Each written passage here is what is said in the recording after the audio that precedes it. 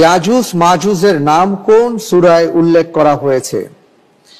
ক সূরা কাহাফ ও সূরা আম্বিয়া, খ সূরা দুখান ও সূরা ফাতির, গ সূরা কাহাফ সূরা ফাতির, ঘ সূরা আম্বিয়া সূরা দুখান।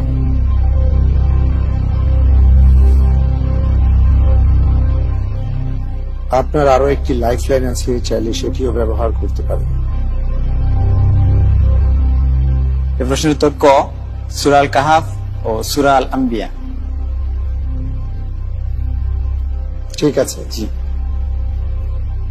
অন্য কোনো অপশনে যাচ্ছি না? না, একটা মনে আসছিল না, মনে আসছে। মনে আসছে? আচ্ছা, দেখা যাক। লক করে দেওয়া হোক ক সূরা আল কাহাফ সূরা আল আম্বিয়া।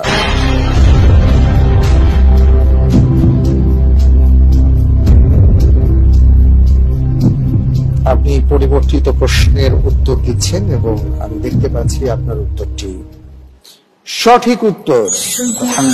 আলহামদুলিল্লাহ। জি, আয়াত দুটি কি হবে আপনি বলছিলেন যে মনে পড়েছে?